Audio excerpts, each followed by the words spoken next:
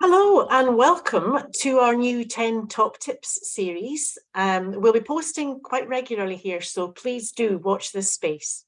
I'm delighted to be joined today by Jo Patterson from Edinburgh College, and she's going to share her 10 top tips for online resources. So take it away, Jo. Thanks, Sue. I'm going to have a look at my top 10 resources that I'm using at the moment online, and I'll tell you now that a lot of the learners that I'm working with are what we'd maybe call beginners. I know they may have been doing it for a while, but yeah, beginner learners, a lot of these resources work for, so they can work with both lower levels and higher levels too. So number 10, we've got Bow Valley College. So this is a college in Canada, and they've developed a series of online books which are graded from absolute starters, emergent readers, and they're graded up. There are a range of different levels there, so well worth having a look. Your students can read them online. They can also listen to the audio. Bear in mind it comes from Canada, so sometimes the vocabulary will not be the same as it is in the UK, but there's loads of great material there. There are also paper copies to download if you wanted to print them. Next one is Woodward English. They have a website. They're based in New Zealand, but I use Woodward English for their YouTube videos. I especially like the grammar videos, which range for working with real beginners up to much higher levels. They're slow videos, they've got good graphics, and they give your students a chance to sort of revisit a grammar that's been looked at in class and just take their time and consolidate what they've learned. Number 8, Learning Chocolate.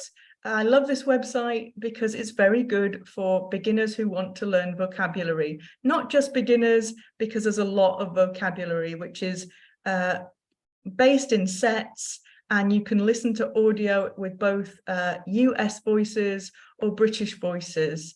So beginner learners, it's fantastic for, because they can develop their vocabulary beyond that sort of beginner level and learn words that are really useful in everyday life. Number 7, TypingClub. I like to do a little bit of touch typing if I use computers with students, because I know what it's like. I'm very aware of typing with 2 fingers. TypingClub is a great resource to learn how to touch type and how to spell frequently used words in English too. It builds learners' confidence and it makes them feel capable and that they can use a computer. I might use that for 5 or 10 minutes at the start of a session. It also tends to relax students because they're not having to think about the English too much, and they can relax into the class. So it's a nice way to start if you've got an IT suite or laptops to use. Number 6, the ELI graded readers. These are graded works of fiction. They're graded according to the CEFL levels. So we've got A1 and up. You can see the number of words that you're practicing, and there are just some lovely themes, and you can listen and read at the same time. There are paid resources there, but there are also these free English language teaching graded readers. That's what they're called, the ELT graded readers that are free, that you can access on the website. Well worth having a look at. Number 5, Citizen Literacy, a Scottish-based project at the moment, which started working with literacies learners in Scotland whose first language was English, but they are developing into working with ESOL learners. There's a phonics-based approach. There are paper-based worksheets that you can purchase, books, but there's also a free online app that you can try out and other resources. It's growing all the time, so I would really check out their website and download their app. You can download their app from the website. Number 4 would be the Bridges project, which I've used a lot this semester. It's an absolutely lovely project from Belfast. If you want to learn more about teaching ESOL literacies with ESOL learners, I suggest you just go and have a look at these resources and see the way that they're structured for the amount of repetition that learners who are literacies learners may need to learn vocabulary.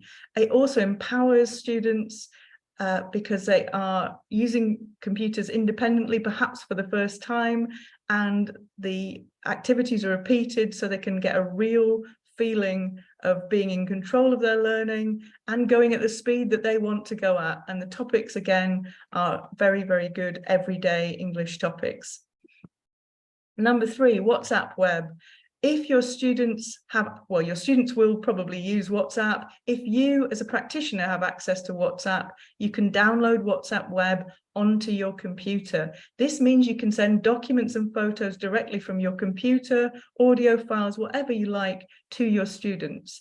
If you use a phone alone, you can record audio then and there, but if you have anything on your computer that you want to share with your students, download WhatsApp web and you can send it to them in a format that they will be able to use, because a lot of our students don't access their emails as easily. So yeah, using a tech that our students are very, very familiar with.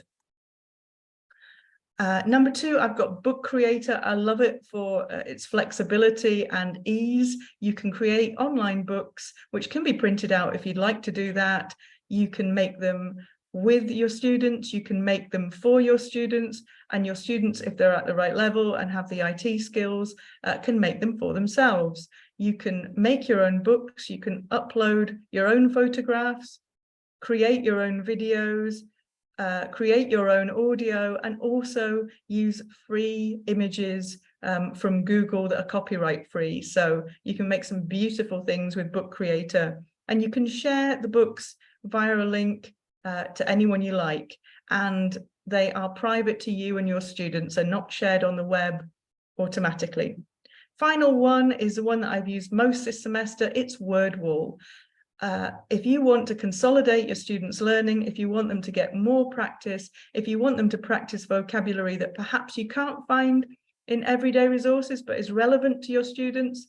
For example, I made a Wordwall activity today about the dentists because I couldn't find one that I liked.